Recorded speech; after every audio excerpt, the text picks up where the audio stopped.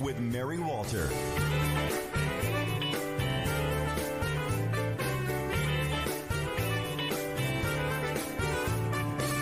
Hey, are you kidding me? The truth about Sydney, she's got a problem with the opposite sex. And if you don't like boys, don't you like boys' toys? Then also let you and she would connect. Hey, are you kidding me? The truth about Sydney, she's got a problem with the opposite sex. And if you wonder who's to blame, tell me how the hell she get a man's name.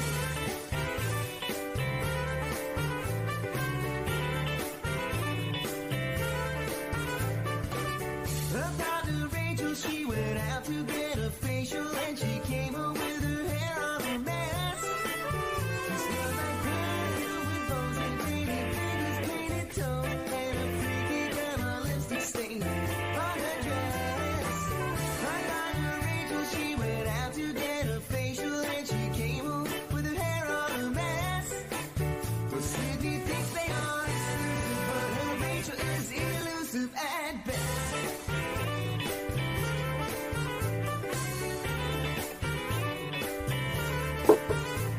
Listening to Life with Mary Walter. Life with Mary Walter. Yes, you are. You're listening to Life with Mary Walter. Hello, everybody. How are you? Hey, James, how are you? I see you're on time today. Yay. Just on time. I know. I saw you slide in. So I had to use I'm not the doing that. I had to use the Mary Walter Radio countdown because our EB, who is amazing and wonderful and doing all of our graphics for us, and he's fantastic, had made one for us for this show, and it didn't fit. It was too big, so we downsized, and now it's too small, and so you would be able to see on the sides what was going on in the background. So it was a little disturbing. So, but next time we'll have that We'll get for there. next week. So I hope everybody had a fantastic week. Hope you had a good one. Al is already here with us. He says, sending love to everyone. Thank you, Al. Good to see you. Okay, so this show, if you're just joining us, this is our third install. This is our third installment of Life with Mary Walter, and this is just kind of like a fun show. We'll talk about things that could be kind of serious, but no politics. So we're not going to do politics on the show. We do some fun stuff, and we're going to start something new tonight. Pete is a great guy. Pete is one of our listeners he started listening to me when I was on in Kentucky on WHAS. And then when I went to Cool 98.3 out of Atlantic City, he started listening there, and that's where James got to know him. And now he participates here on the broadcasts here. Sometimes sends us some notes, but he sent me some topic ideas, and I thought it would be a cool, fun thing to do. That if you do have things to talk about that you think would be good for this show, you can send them to me on Getter. If you're on Getter, just look for Mary Walter. Super easy. I actually got my name, so it's super easy to find me there.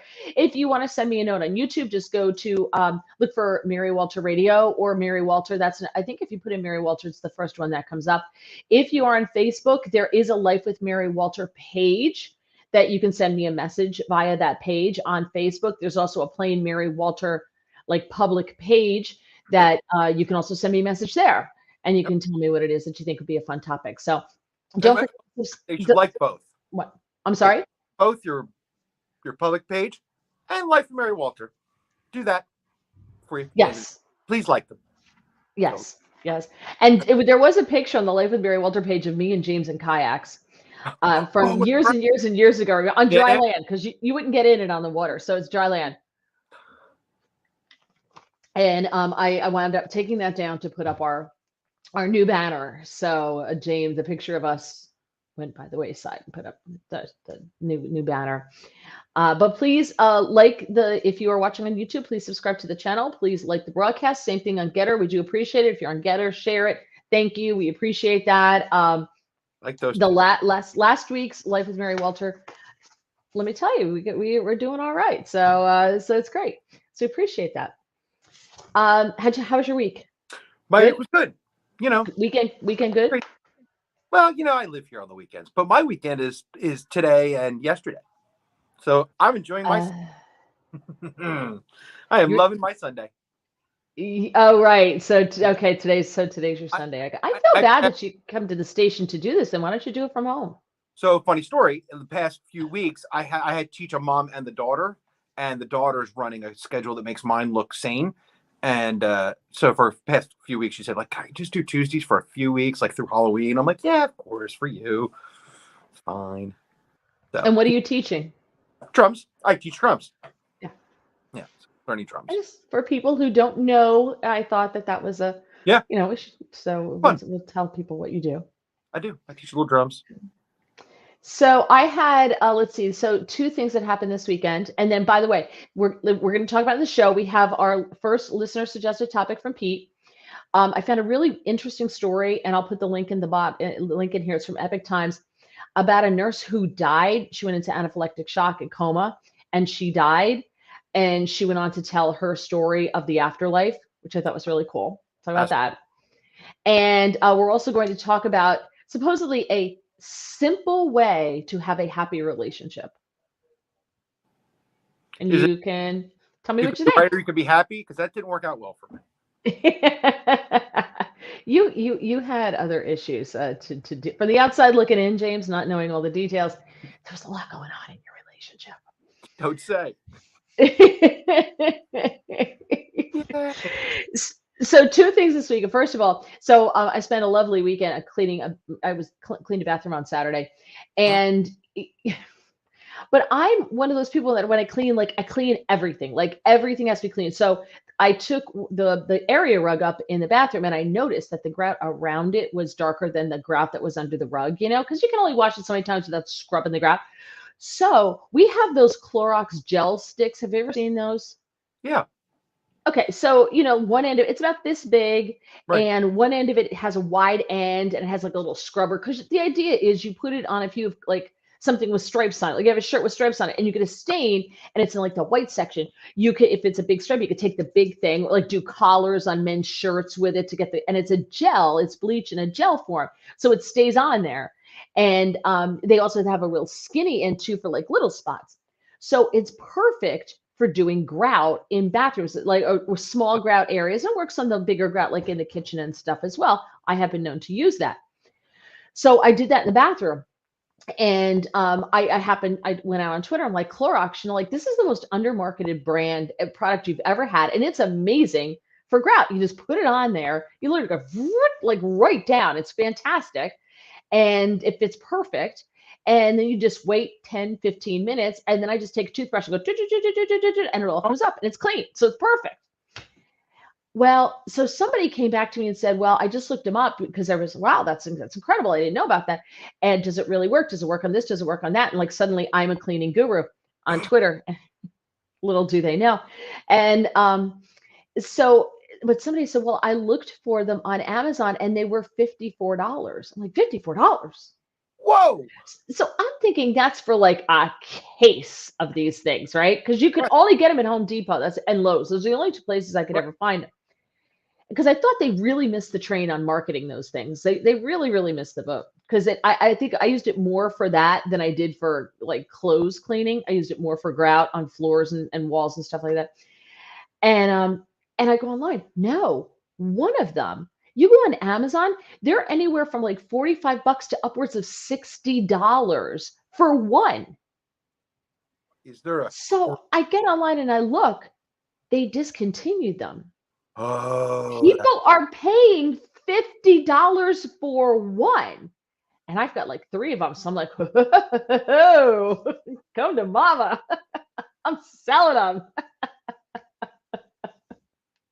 What? So, For stuff is but bonkers. I'm sorry. What people will pay for stuff is bonkers. It's just bonkers. Well, somebody then sent me a recipe where you can make your own, and it just takes bleach, cornstarch, and water, and you cook it, and it becomes like a gel, and then you get like those. Have you ever seen those squeeze bottles that have like ketchup in them in some restaurants, or like barbecue sauce that they use? And you put it in one of those, and you use that instead, and you make your own. Why does this sound dangerous? Like, oh, the meth is real easy to make. You just cook down some toxic chemical, put some stuff in it. You're high as a kite. I mean, what can go wrong? I'm only viable toxic chemical. I'm gonna try it. I'll let you know what happens. If the story is, by the way, I had a fire in a couple of weeks, I promise you I won't laugh. Yes, you will, and you should. No. I don't think if bleach and ammonia would be a bad thing, but bleach and cornstarch I think is fine. I believe you. With water, I think it's fine. Lots of faith. All right. It'll be fine. You'll be fine. Yeah, it'll be good. So that was my one exciting thing on Saturday. My second exciting thing on Saturday. So I live on a pretty busy street. Yeah. And by the way, John wants to know if the secret to a happy relationship is yes, dear. Yes, that's what it is, John. So I live on a pretty busy street. And especially in the summer, in the off season, it's not as bad, but in the off season, people go speed, they fly down the road, right? So there are often accidents. And the last bad one was 2 years ago when some kid from New York was passing on the right in the shoulder, drunk. And the light post in front of our house is what stopped him. Yeah, it was bad. And he was so drunk when they asked him to stand up for the test. He was sitting on the sidewalk in front of our house because we heard that, and he hit 3 cars. It was a disaster. So we're out there in our pajamas, like, what the hell? And the cop asked him to stand up to do the sobriety test, and the kid couldn't stand up. So I'll just take your DUI, sir. He was so loaded. So I'm in bed on Saturday and husband's out. So I'm in bed. It's like 10:30 at night. And I hear this sound like a crash, but it wasn't like a car crash. Like that sound. You Yeah. hear it enough on your street, that sound. It wasn't that sound. It wasn't that sound. But it was definitely metal. So I'm sitting there like, all right, I'm gonna get up and look. And I get up and I look, and across the street from us, under a streetlight, is a guy standing there looking down, and there's like a pile of stuff on the shoulder of the road, partially in the road, and he's looking at it, and I'm like, and I look, and I said, all right, I'm gonna look closer. We have a door that goes out onto a porch in the front of the house, and I look out there, and I realize it's a bicycle. So now I'm thinking, oh my gosh, somebody hit a bicyclist, right? That's what I'm thinking. Right. So I wake up hubby because he's a critical care doctor. I'm like, Yep. somebody hit a bicycle. I said, there's been an accident in front of the house. He's like, what happened? So he jumps up, he goes into doctor mode. And I said, here's what happened. I said, I think somebody hit a bicyclist. So he looks outside and he sees it. So yes, that was the high point of my Saturday. Thank you, James. So he looks outside. So I'm downstairs. I throw on a sweatshirt over, and I got my pajama bottoms, but I throw on a sweatshirt and I'm in bare feet because it's still relatively warm out.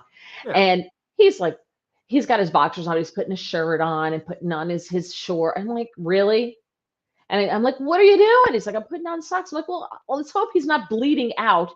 And so we get outside. This guy, now we get to the end of our driveway, and under the street light is the bicycle remains, like the bicycle on the shoulder. This guy is now lying on his back with his head in the shoulder with his arms like this, like a crash test dummy, with the bottom part of his body going up like up onto the sidewalk. And his legs are like all over the place. I'm like, oh my God. Like he was standing the last time I saw him. And so all I could think of is he just collapsed, right? He's got all these broken bones because nothing was at a natural angle. So hubby goes across the street and I'm like, I'm calling 911. So I dial 911 and I'm telling him, like, I think somebody hit a bicyclist. I don't know what happened, but he's lying in the street. His head's in the street. Like there's a problem here. And his legs or his arms don't look like they're normal. Something's happened. So everything starts. So husband is trying to get this guy to stay down and he won't stay down and he gets up.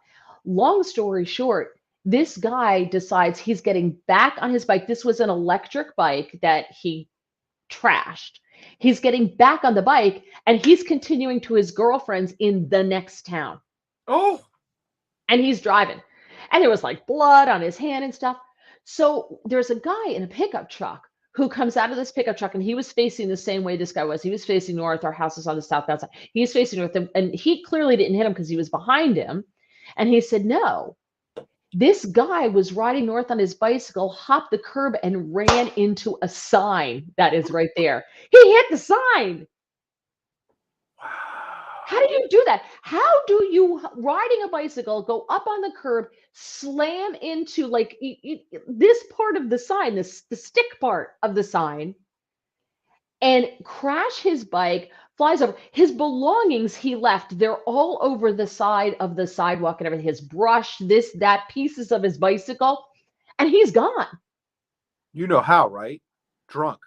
That's how. Yeah. So, but he wouldn't let my husband get close enough to him but he said I could smell alcohol on his breath.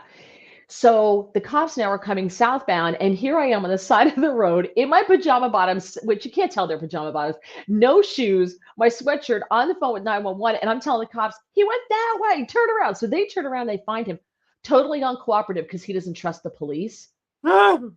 So they couldn't search him. He refused all help, right? So they come back. Now we got flashlights looking. They're looking on the side of the road, looking to see if he threw away any contraband, like any kind of drugs or anything like that. They couldn't find anything, but they couldn't stop him because he really wasn't doing anything illegal, because they couldn't get close enough to him to find out if he was riding a bike while impaired, because he wouldn't let them near him. Right. And he didn't do anything wrong for them to detain him. So hitting a public pole with your bike and then leaving the scene is not a crime? I guess not. I guess not. I mean, he didn't damage the sign. There was no property damage. The only damage was to his bicycle, and they took his belongings and returned them to him. And there's pieces of his bike across the street right now. How did that bike even move after It was an electric bike. So I guess the electric part wasn't working anymore. I have no he idea. pedaled away? Crazy. It just pedaled away. So that was our exciting evening. That was my exciting weekend. This is what happens. I have to live vicariously through somebody, and you're bringing nothing to the table. That's all I'm going to say. I have been a monk. I wish I had a great story. Well, those are my great stories. That was it. Then that's really not all that exciting when you think about it. I like it though. I do like a guy who's dumb enough to hit a pole and then has enough bad sense to get back on the thing that caused the accident and leave. But here's the thing. He was clearly was drunk. But if you told me to ride my bicycle, hop it up the curb and hit that stake that the sign is into the ground and you'd give me $1 million, there's no way. No, he couldn't do that again. He probably was clearly trying to avoid it. He was probably like, "I'll avoid the pole." You know, I can't hit this thing in front of me. It's not good. He crashed into it. I felt badly because, we have a volunteer rescue squad, and even though they called him off, people kept showing up, and they're like, "Where's the victim?" And the cops are like, "Oh, he rode away. Or when you got called off, there's nothing." I felt bad that everybody came out, and I was like, "Oh, sorry." Look, you were right. You saw a guy bent at odd angles, thinking he was hurt. Kind of, he's a drunk. But either way, He's laying in the road across the street from my house. So, and the cops are like, "You did the right thing. Thank you for calling. You did the right thing." But he hates police, so he doesn't want anything. And my husband's like, we're like, he's probably impaired. He's probably Just a little drunk. So I thought you would like that story. Okay. So I want to share the story with you. This is from the Epic Times. And I thought this would be a cool story for this show. And I will put the link under the description when we get off the air. So if you want to go and read it for yourself, I think there's another part to the story if you want to read it off of Epic Times. And you see these stories every now and then. But I thought this was really cool. A woman who's 52 years old. She's a nurse, a retired nurse from Kentucky. Retired at 52. God bless you. She had 2 near-death experiences in 2014 and 2016. She suffered 2 anaphylactic episodes, and she wound up in a coma after each one. So she's clearly really super allergic. And she said both of these experiences changed her perspective on life 180 degrees. She said when she woke up from her second one, she was cured of her anaphylaxis. And she no longer is allergic to the things she was allergic to before. And she said that her decision to return back to life was made with severe reluctance. She didn't want to come back. But she said she described the other side as almost heaven on its threshold, but she hadn't fulfilled her mission on Earth, and she knew that, and so she had to come back. So because she was allergic to shellfish. So she had EpiPens and everything, but so she has this a second episode. And so she's in the hospital. Her son drove her to the hospital. She's in the hospital. She's awaiting treatment. She's in a hallway on a gurney waiting to be treated. And she said she just started feeling like death. And a physician's assistant came towards her, noting how horrible she looked, to take care of her. And she said, just as he mentioned, imminent death, like, you're really sick. We got to do something here for you. You're on the edge of death. She said, I just stopped breathing and I popped out of my body. And you hear this a lot with people who say they come out of their body and then they're looking down and they're like, "Oh, who's that?" And then they suddenly realize, "Oh, that's me." That's exactly what happened to her. She said, "I remember thinking, who is that girl? She's pretty sick." And she said, "I didn't realize it was me." This is a nurse. So she said she left her body and she entered into a state that she said the only way she could describe it is not solid. So that leaves liquid and gas. Sure. from my old chemistry classes. Right? Exactly right. Yeah. Right. So she said it was not solid. And she entered a dark void of an oppressive nature. And she said her senses were all altered, including her sense of time. She said time on Earth is so structured, so time really gets away from you. Time there in this void gets away from you there because it's not structured. She said, if I had to compare this earthly time with that time that I spent in the void, I would say it was about 10 years. But we know she was not in a coma for 10 years. Right. And she said and she realized that it occurred to me that the spiritual space that I was in was a picture of the spiritual space that I had made in Earth. So since my divorce, I had built this wall around myself to protect me and my kids, which I think is very common after a divorce. If you get totally burned, whether you're the man or the woman, you kind of like, I'm not going to have another relationship. I'm protecting my children. I'm going to do all that. And she said that isolation that I had built followed me onto the other side. And so she was in what she felt was a very oppressive space.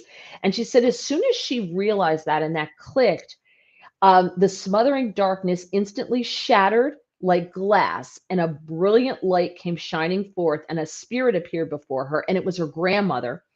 And she said she wasn't an old lady, though, like she remembered her. Instead, she was a golden, angelic woman with hair of fire. She said, I'm so relieved that someone's there and I'm not alone, and the dark is gone and I'm just overcome and I'm crying. And she telepathically said, she said, they don't speak, but they speak to you telepathically. She Right. said, calm yourself, dear one. And the words were a sedative, like a comforting energy. So as I go through this, leave comments. I mean, do you believe any of this? Do you believe any of this? Or do you think this is all a bunch of hooey? Or do you think that this, that this is a possibility that it goes on afterwards? I'm just curious to hear what people think. A part of this is the best part of death is being able to fly. I guess that's what you call it. I don't know. Hold on. Sounds like a mushrooms trip. Well, James, I wouldn't know, so I can't answer that. Huh? It does sound like a hallucinogenic trip. He's not wrong. Mushrooms, acid, any of those. I mean, and look, there's some science to say that, near death, we have this thing where our brain, is shutting us down. And that could be what people are experiencing, our brain shutting down. It could be.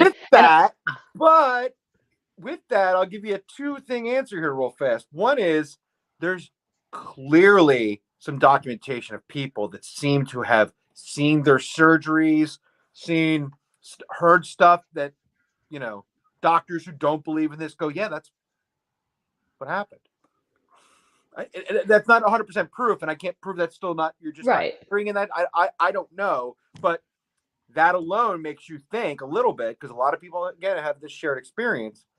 More importantly, I don't know if I mentioned a couple weeks ago, Did you had a near-death experience? Not a near-death, but I will say, as a person who's not religious and a massive skeptic, just believing in there could be some form of paranormal or something. I think I told you a couple weeks ago, I told you off, we ghost hunted this building. And then as a hard skeptic, by the way, with one of our old listeners, Tina, she came with me and we ghost hunted here. You're really confronted when I have to shoot you. I don't think I showed you this or shoot you. We caught a shadow, like a thing that passes us by in a situation, explain it in a way that there's nothing else I can possibly explain why something crossed our field of vision. And I'm a massive skeptic. So those kind of things, when they confront you, I mean, I believe the woman, I don't think she's trying to scam anybody. I know a lot of people are like, oh, these people are trying to scam anybody. I don't think so. I don't know if I know what happened, but I'm sure she truly believes something happened, because it's just so common for people to have that experience. But I wonder how many people, though, because you hear this story so often, the bright light, that's what you expect. And so now you have a preconceived notion. And when your brain is deprived of oxygen, or you quote unquote die on the operating table, or whatever, in a coma, whatever it happens to be, that because it's already in your brain, that's what you just expect. So that's what you see. Right. I've been heard that same thing talked about with aliens. People exactly. Little gray people. Their brains see that, right? Their brains just see the thing that they think they're supposed to see. Have that experience, and they believe they're having that experience, but like I said, I don't know. I just thought it was interesting. I thought it was very cool. I think it's amazing. By the way, you're reading Al's thing there. Yeah, I had a brain aneurysm pop. Yes, but Al, did you die? Did you have a near-death experience? Because I almost died, but I didn't have a near-death experience. I think it would be kind of cool to have a near. I don't want to go there. No, I'm not wishing for that, but I still think it would be weird just to be able to find out and then come back from it. So she said she was alone again. She was floating in the light, like Al said. It'd be cool to fly, right? So you get to fly. And I Yeah. think we have another comment here from no Tina. I've done a bit of research. You're aware that you are dying for a certain amount of minutes. Oh, Yeah. Right. Yeah. Your I don't know if that's good. yeah, your brain does turn down. Yeah, your brain loses energy from the body, and then Right. once it stops It's being, like a machine. yeah, It's like a machine shutting down, right? literally, Ah. some people do think is happening. That's the natural process of your brain shutting down. It's comfortably getting you to the end. She said, I would think something, and as soon as I thought it, the answer was there. I remember thinking flowers, and then suddenly I looked down and my thought had created flowers. They were yellow, not as we understand yellow, but brilliant. Each flower had its own vibration, its own song, and its own smell and taste. And you don't have to get near it to experience it. You can just look at it. And none of the flowers clashed with each other, and every blade of grass had its own resonance and song, and it all just worked together. It's so much richer than any experience I've ever had on earth. Then she said she met her creator. And so, of course, she refers to the creator as God. Wow, Al was dead for 18 minutes. Whoa, Al, did Beats you my have story, it? buddy.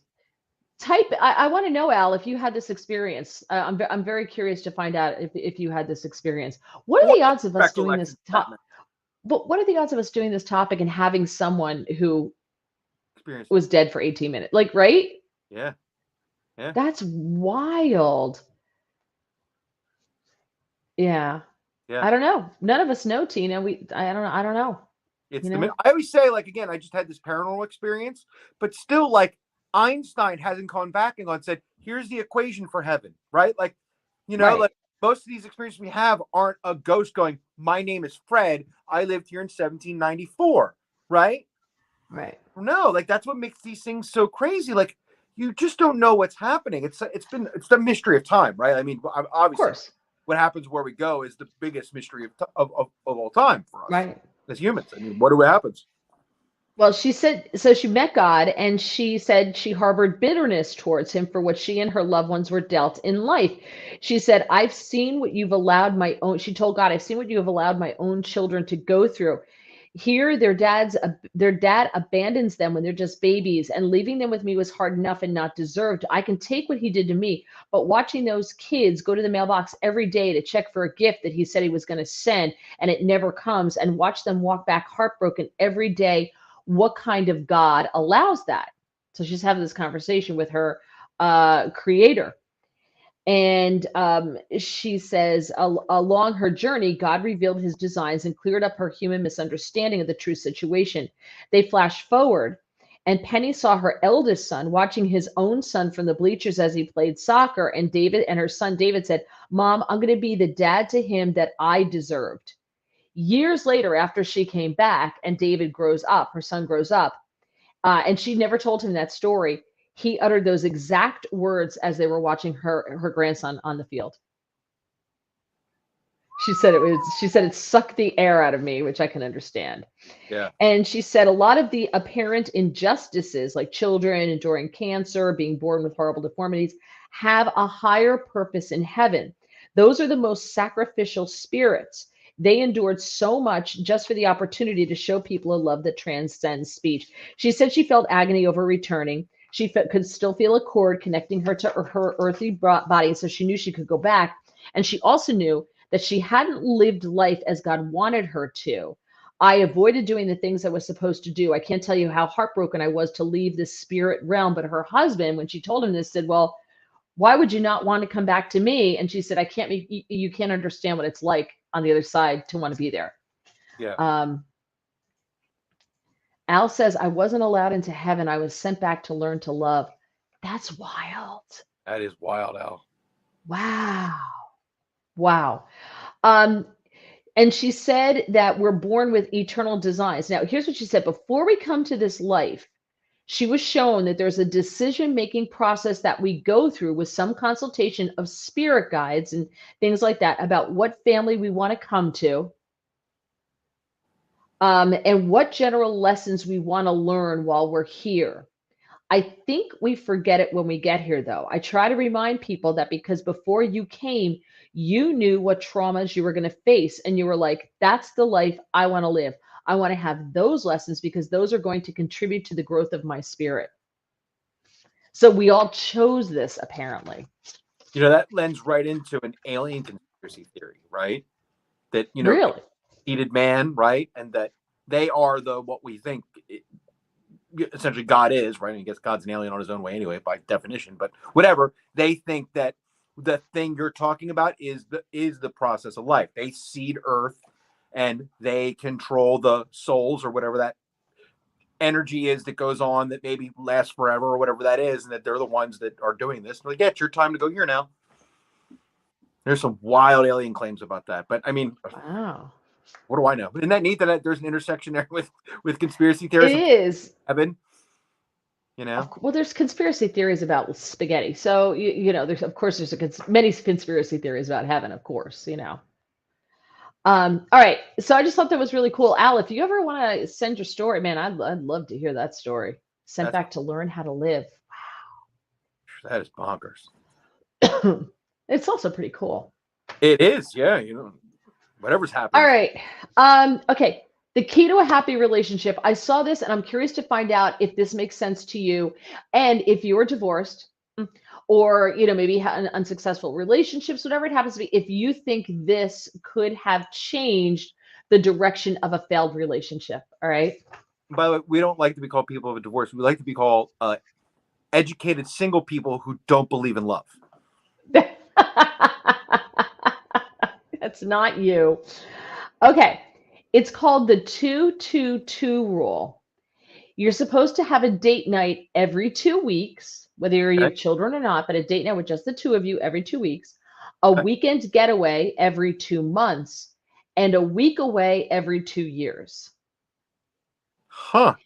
Now, I'm going to tell you why I think there may be something to this, because my parents, now, I know parents now who don't trust anybody with their children except like their parents. And I'm like, all right, well, you're never going to get time away. And you know, if that's how you handle your relationship, if you go on vacation, the kids have to come. If you go away, the kids have to come. If you and hubby go out to dinner, the kids have to come and you have to go to Chuck E. Cheese. Like, if that's how it's going to be, I think those are the people who, that when the kids are out of high school, the husband and wife look at each other and go, who are you?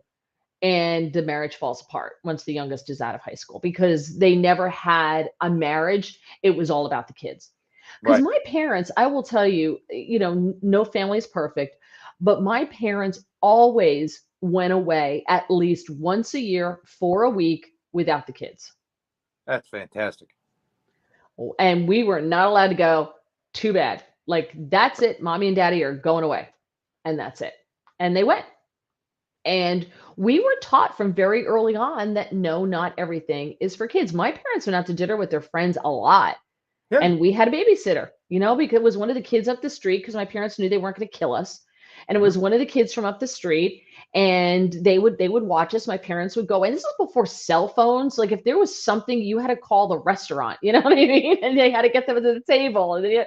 And so when I got older and I was doing all the babysitting, the rule was, do not call the restaurant unless there's blood.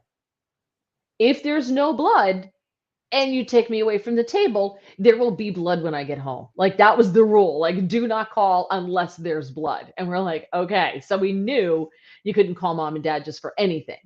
But my parents went out with their friends a lot, and they would have parties at the friend's house or our house or whatever. And upstairs, not for children. That's it. Like, there was a line between what was suitable for kids and what was suitable for adults. And I think as more generations get away from that and the kids are involved in everything, I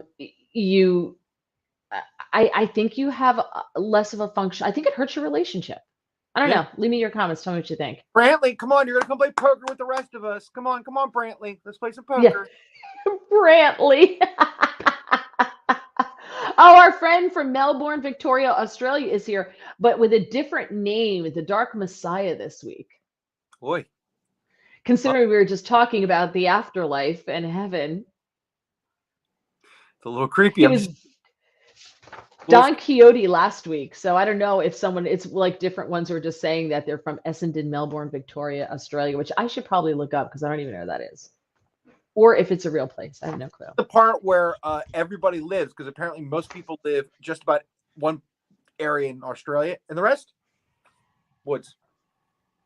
Okay. Tell me if I'm wrong, by the way, Mr. Dark Horse, Dark Knight. Messiah, Messiah. Dark Messiah. Yeah, tell me if I'm wrong, but I'm pretty sure I read that. Little. I would love to go to Australia, but it's just so long to get there. Like they should move it closer. But when you get there, it's like populated with dinosaurs. They have like everything there is bigger and can kill you. You know, they have spiders that are like this big that can kill you and carry off young children. And they have like spiders falling from the sky. Have you ever seen like those big, huge spider webs that they get during a certain season of these big things? And then they have like snakes that can eat, you know, horses.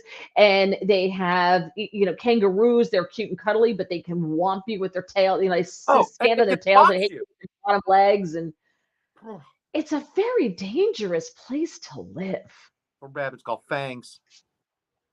Yes. There's all yes. dangerous. Everything in Australia wants to kill you. Yes, that's so true. Yeah. So tell us if that is true, Dark Messiah. And all right, so let me tell you more about this 222 rule for a successful relationship. So far, I like it.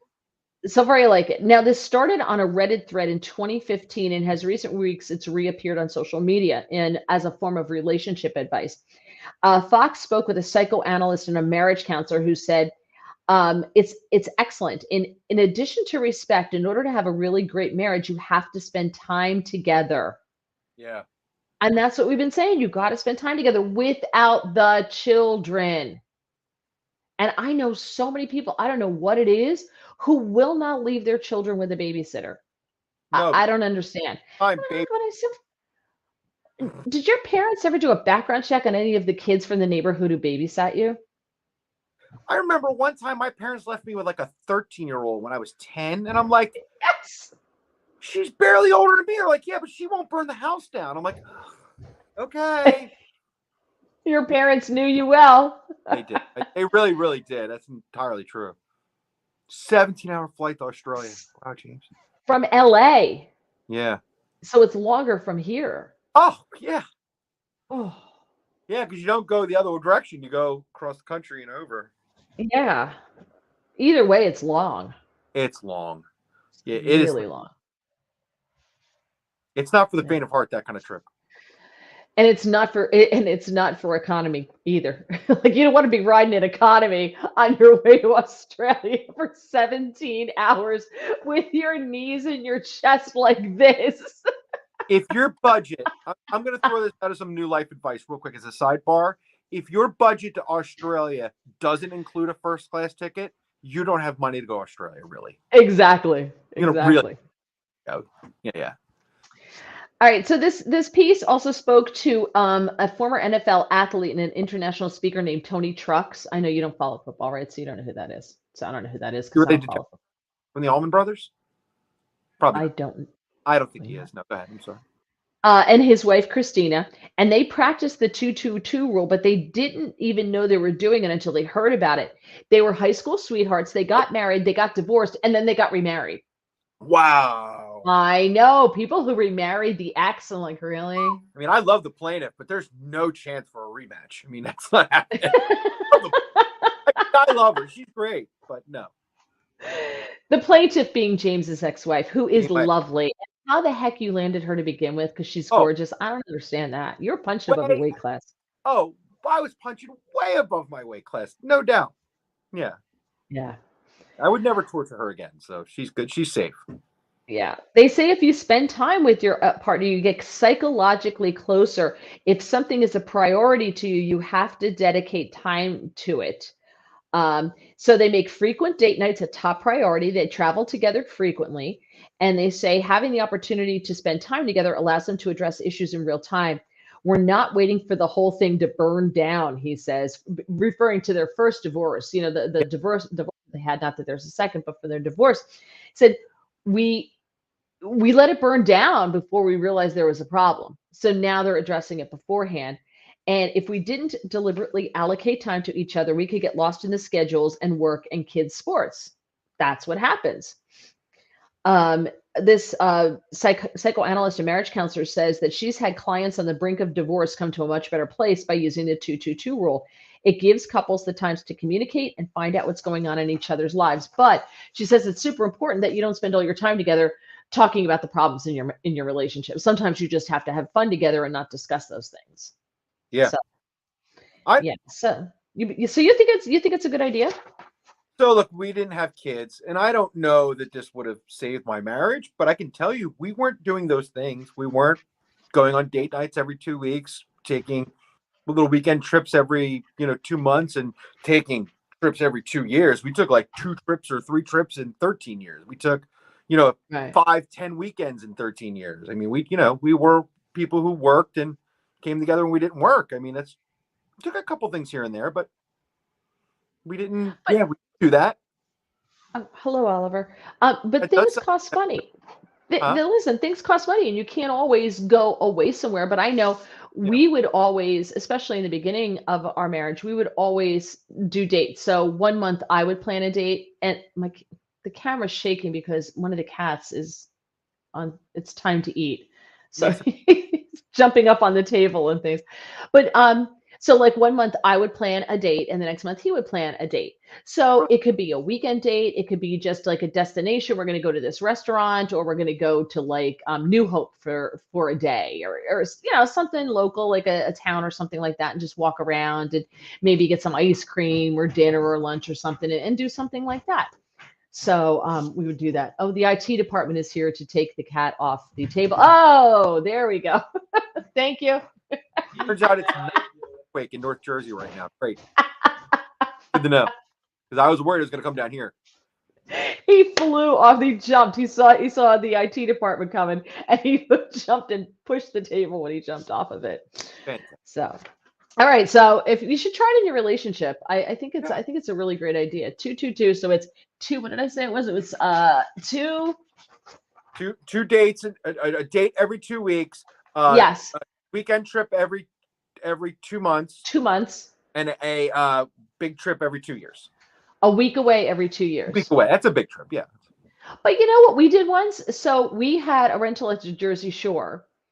And when I was working on WCTC in New Brunswick in New Jersey and doing a morning show, our traffic reporter I was friendly with, and she and her husband had a place up at a lake in North Jersey. So they gave us a weekend up there, and we gave them a weekend at our place. And That's so to have a different it, thing. yeah, it didn't Yeah. cost anything, but we got to get away to someplace different for a weekend, and so did they. So it was great. And I do think you can find things to do. I mean, even just trying to get in the spirit of doing that, I think would be really good for a relationship, right? 100%.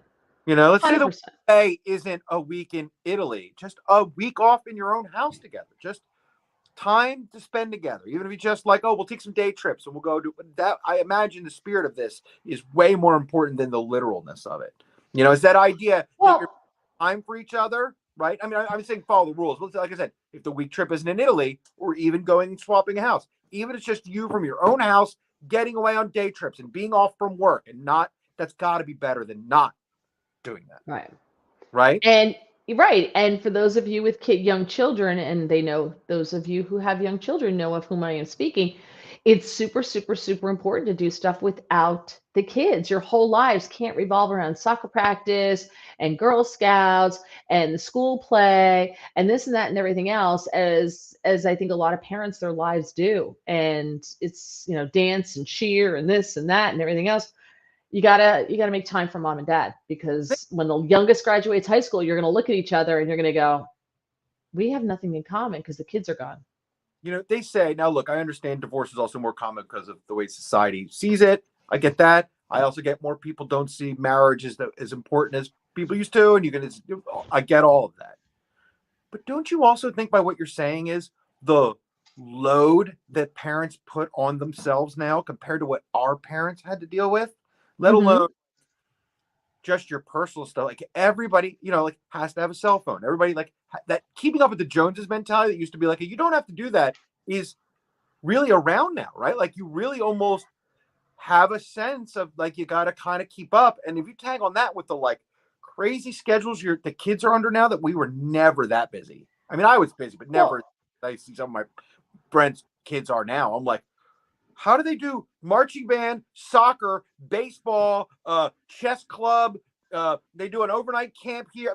Like, do you ever have 1 minute where you're not? My buddy's kid does hockey, and I love him. His kid's really good at it. But I mean, it's every minute of his weekend is the one kid's hockey and the other girl's thing and the other girl, and that just doesn't end. Yeah, my parents never went to a practice. Like parents go to practice.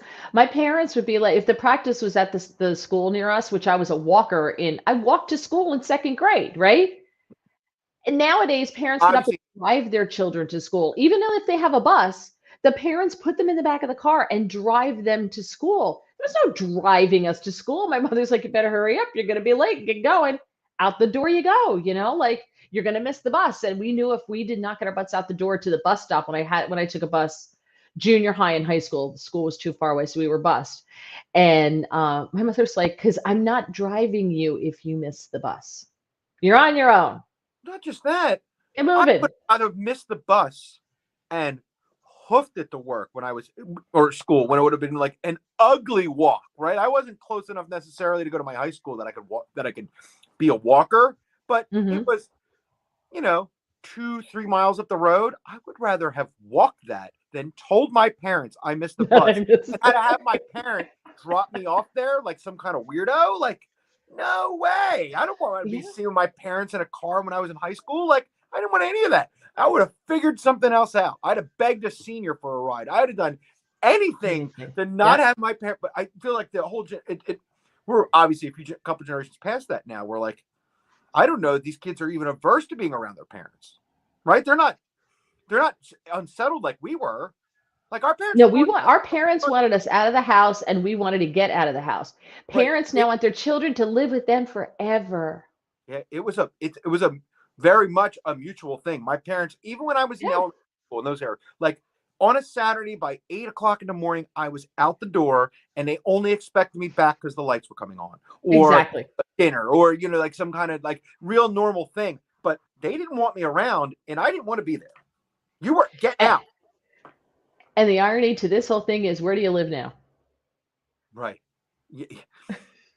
I make the joke that the only reason the living in my parents' basement joke isn't true is because I actually have a bedroom. But in the basement. But in reality, I spent a lot of time in that basement.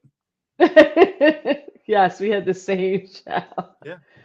But now see, what does that mean? I don't know what that means. Is that part of another comment? I don't know. No.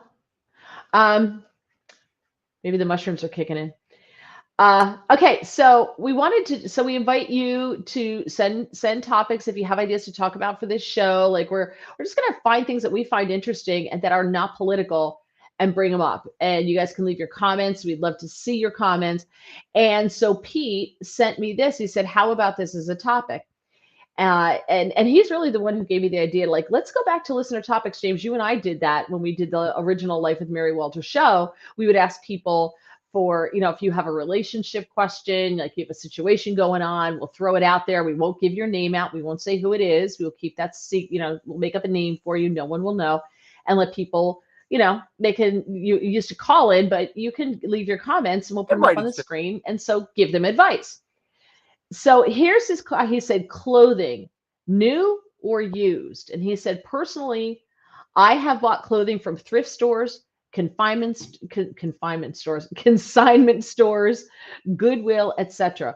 I have also purchased clothing off of Facebook Marketplace. I paid $6.99, $4 shipping for new and used once golf polo shirts that sell for $50 in pro shops. Many have arrived with tags intact. A quick cycle in the washer and no one would ever know. I agree. And I found this interesting because I know people who have children, young kids.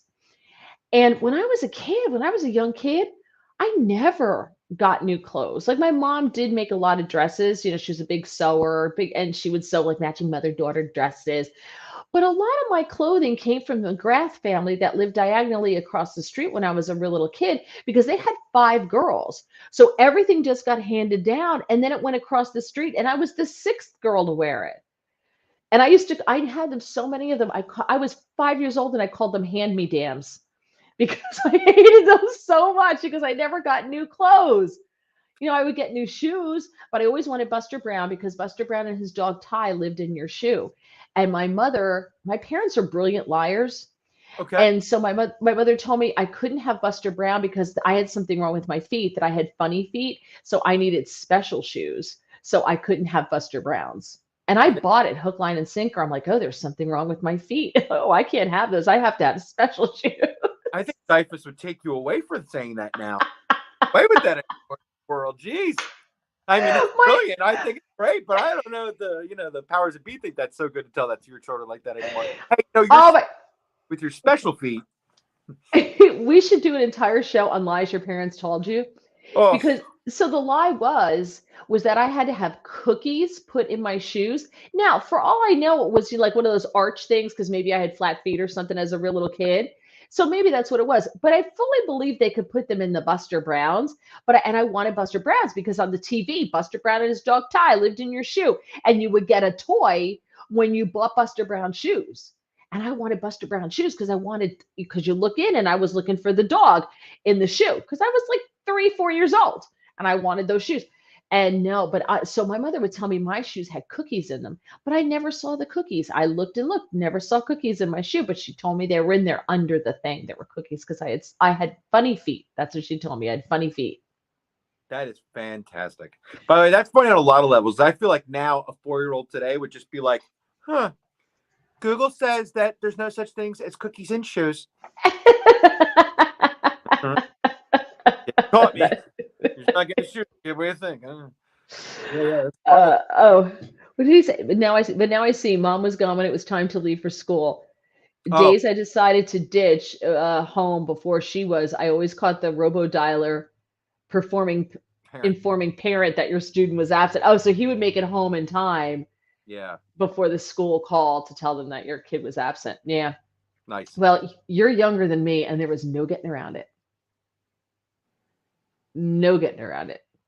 So my mother could put the Mossad to shame with her ability to figure out what the hell we were up to. She was incredible. Me too.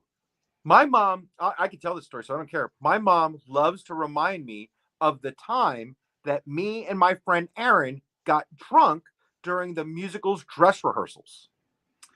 She knows the Israeli whiskey that we drank. And I'm like, are you a sorcerer? Like, how do you, like, it'd be one thing because another time I got caught drunk. But she'll remind me, because I did it twice. She'll remind me that, no, the other time with Aaron when you drank the Israeli whiskey. And I'm like, lady, how do you know about the whiskey? You didn't figure out that I got drunk. But how you know about such a detailed, exacting whiskey really makes me scared. And that's the point. Yeah. I don't know how she knows that detail. She knows a bunch of crazy details about. I'm like, what's this magic you know of finding these things out? Well, we'll have to do an entire show on lies your parents told you, because my parents were brilliant when it came to parenting, because they just lied to us. And then later on, our Thanksgiving dinners for many, many, many years when we were kids, like we were like finally all in our 20s, was just rehashing the lies. Wait, you told him that too? Oh my gosh. Finding out, uncovering all my parents' lies that they told us. But going back to Pete's question about clothes, have you ever bought used clothes?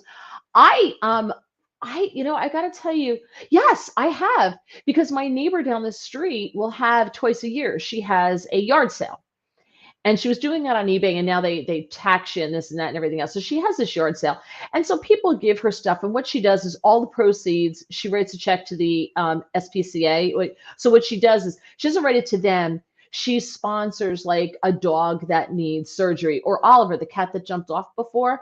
She helped pay for his surgery for his hips. So she will sponsor like dogs that need parvo shots or something. So she'll pay the bill instead of giving it directly to the SPCA or Humane Society or something like that.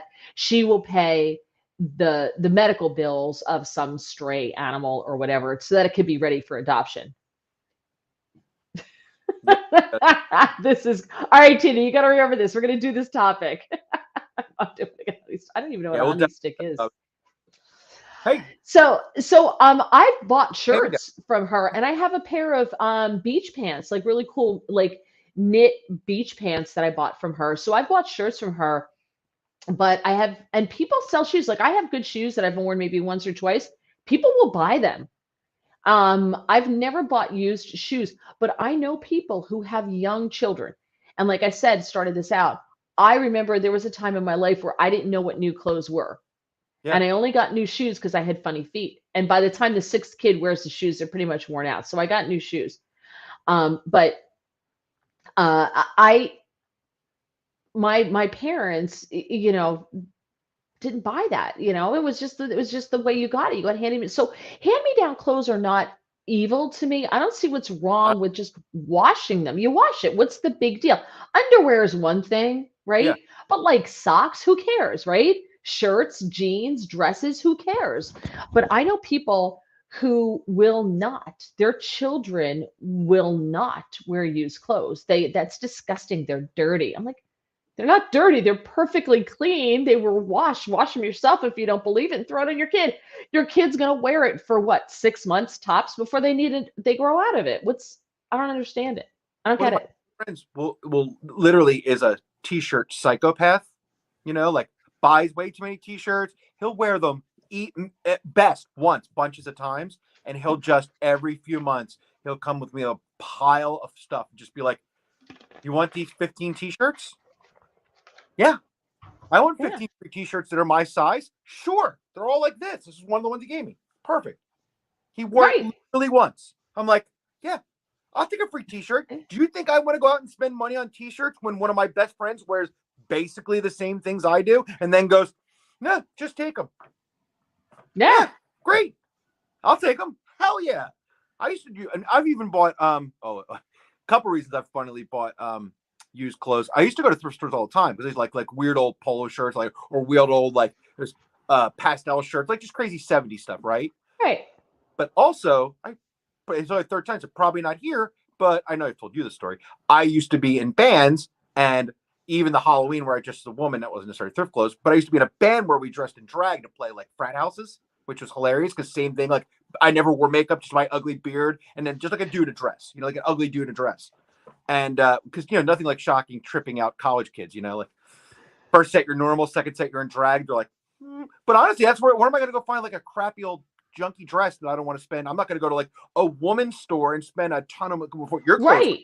I went to some goofy thrift store and found some and I was 255 then, so I found a healthier girl's size clothing to be nice. And that's what I wore, right? I just found some big old moo and put it on. It was, I wasn't gonna pay for that stuff. The funny thing now is that's considered normal now. Oh, way more normal when I was doing it in the late 90s and mid to late 90s and the 2000s. Yeah, even when I did that thing, and I don't know how many people, my Facebook page is public, James Richard Switch, if you want to find it. There's a folder in there called Jamie Angel. And that's when I went out as it's just like the Pussycat Dolls, essentially. My little lingerie outfit, it was all, I was adorable. And, but yeah, again, beard, no thing, but, Yeah. Yeah. My best friend and hubby have opening night tickets to Seattle Opera, would always dress to the nines in vintage clothing. Yeah. And Yeah. it's used in vintage clothing. Some of it's beautiful. I look at some of the Not cheap. gowns. I was born in the wrong era. That's first of all. I mean, I'm definitely born in the wrong era. And, like she has amazing gowns. He even wears spats with his tux. Okay, the spats with the tux is a bridge too far for me. Then, you can do vintage, but you got to be careful because it can become costumey at some point. Which could be, So, hold on. yeah, I get it. Yeah, it doesn't cost me. The band James. Oh, that band was called Alan Smithy, by the way. No, we didn't. I wish I had. I've tried to find a picture. I can't find one picture from that era. This was all like pre-picture, cell phones. But didn't you say they're on your Facebook page? Well, I got the one picture of me and drag aren't from a band, but yeah, that's just me going to like we did a Halloween event, like a radio event with a lounge act. They were called the Angels back then. Okay. Yeah. They were the Jersey version of the Pussycat Dolls. Yeah, they were Jersey Pussycat Dolls. Exactly. Exactly what they were. The less attractive, less talented younger sister. Yeah. I mean, Well, I don't know cover that. ver- No, I'm not trying to insult them. They're not around no, anymore, so I don't think I'm yeah, insulting anybody. no, you're not. No, no. Yeah, Okay. yeah. Cover versions of That that. that was the idea. Yeah. But yeah, so I don't I think, to go back to Pete's topic, yeah, why wouldn't you buy used clothes? Like, I, I I, don't know. I I have some shirts that I bought for the yard sale down the street, like a shirt for $5. Wore it for a couple of years, laundered it, gave it back to her to sell again. nice. That's And then good. I, like I always that. like to see, like, I always give her like dresses that I bought because I buy a lot of clothes at Costco and BJ's and stuff because I don't care. I've worn dresses from BJ's and Costco, not so much Costco, but more BJ's on national TV. And I've gotten compliments on my dress. I'm like, and Walmart too. And I've worn them on national TV. And I've had people compliment me on them. That's a really great dress. Where'd you get it? I'm like, do you really want to know? Yeah. Like, My BJ's, That's or Walmart, but I right. don't care. But then I give her those dresses, and I always like to see who bought my stuff, right? Because like if your stuff doesn't get bought, you're slightly insulted a little bit. Like, what? So you don't think I have taste? I love that. That's fantastic. Yeah, I gotta buy clothes now. That is a good Oh, because problem you to lost so have. much weight. Yeah, I mean, I'm not even feeling like my pants. I'm literally like folding the belt, like the thing over the belt. Like my pants have to fold together now just to be able to stay on because I'm literally like 2 sizes too small, Well, and I don't want to buy clothes. so seriously, go to Goodwill. You can get some nice stuff. You go to one of their big centers, Yeah, Goodwill. Go on would you Facebook pay so Marketplace. like I and that see this goes to why you wouldn't want to spend money on new clothes. I'm not even going to be a 35 that much longer or 34 or whatever I am now. Like I'm hoping to get down to like a 32. But you're right. Like go to a Goodwill, buy some Right. temporary jeans, buy some jeans that you'll last you a little while or whatever until you get to the next size. Like I can't. What jean and with inflation now, what clothing costs are? Have you seen what little clothes are in stores? Oh, What I they know. they're expensive. Jeans are even at like Walmart and Cotton. Those places are more expensive than they were now. You look and you're like, Oh, oh. What used to be $10 or $12 jeans or even 18 or like $30 jeans now. You're like, oh. And $30 yeah. jeans, by the way, are really expensive. No, I know. That's why I think Goodwill is a really great option. So, Yeah. all right. We're almost brought it. We're 2 minutes over, so we're gonna say goodbye. Thank you so much for the conversation. Don't forget Thursday night, 7:15, catch the political show, which is Mary Walter Radio. You can watch it the same way you're watching this, or Getter.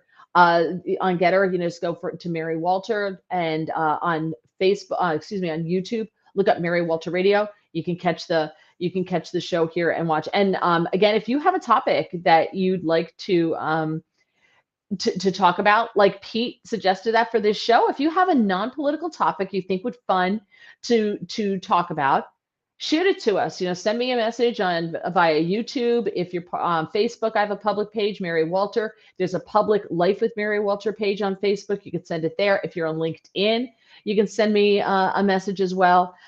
If you come to my personal Facebook page, I'm sorry, but I do not accept invites from people that I didn't go to high school with, or aren't family members or college or something like that. I try to keep that separate. So I have other public pages that you can join. Don't forget to subscribe to the channel if you have not done so. Please like it as well. And we will see you Thursday night here, 7:15 here on both Getter and on YouTube. And hopefully by next week we'll have getting some more graphics done, getting some more music done. I'll have some link to James's band. Hopefully we'll do that as well. All right. Thank you so much for watching. Thank you for joining us, and we'll see you Thursday.